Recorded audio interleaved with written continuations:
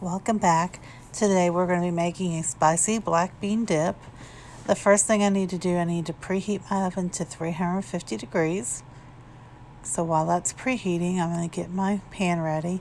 I'm using a 2-quart Pyrex dish. You can use a 9x13 pan if you'd like.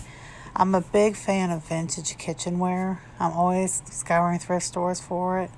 I found this not too long ago, and so I was pretty pleased with it. It's the first time I've used it. Now I'm going to spread this cream cheese fairly evenly. It doesn't have to be perfectly spread, but I'm going to try to cover it over most of the bottom. And once I've got it spread really nice, I'm going to go ahead and get ready to add my black beans. You're going to see where I have the cream cheese spread.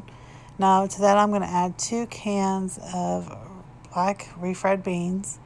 You can use 2 cans of whole black beans. If you use whole black beans, make sure you drain them and rinse them well first.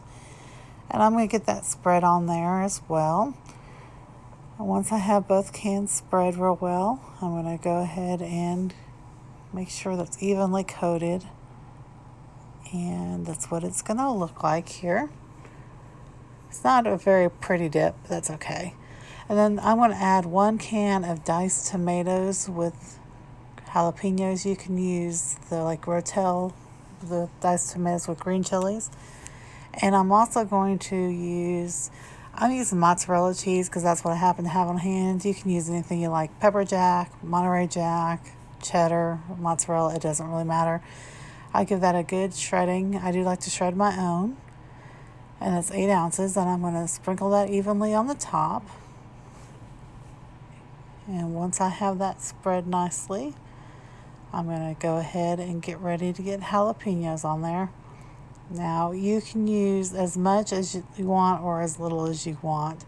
I want this pretty spicy, so I'm probably using, I didn't measure this, but probably about a half a cup of jalapeños. And I'm just going to evenly sprinkle those on. I use the jarred pickled ones, but you can use fresh if you'd like. Now once that's done, I'm going to pop it in the oven.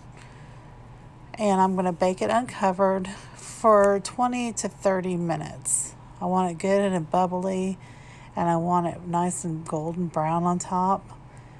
I'm going to remove it from the oven, and I'm going to serve mine with tortilla chips. I buy these actually at Aldi's. They're probably the best tortilla chips I've found, and they're really, really cheap. There you go. That's what it looks like when it's done, served over with your chips.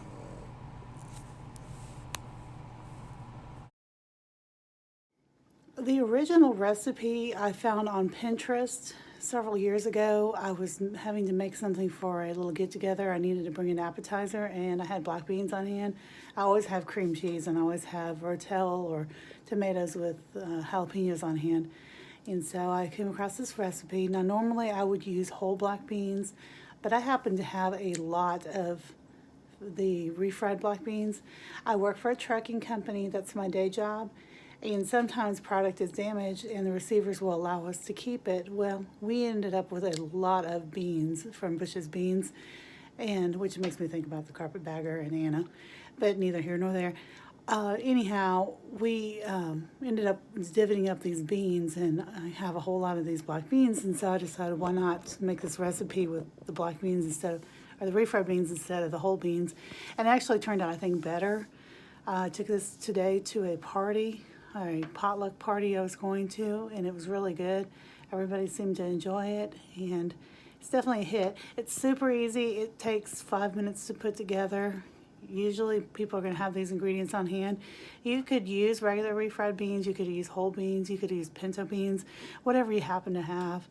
Well, anyways, and that's how this recipe came to be. I hope you enjoyed it. If you did, please let me know. If you like this video, please leave it a thumbs up. If you'd like to see more from me, please hit subscribe.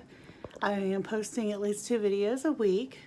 Also, if you make this recipe, let me know in the comments how it turned out for you. And linked below will be links to all my social media, my Instagram, my Twitter, and my Facebook. And remember, not every day is good, but there's something good in every day. I hope you guys have a great day, and I'll see you next time.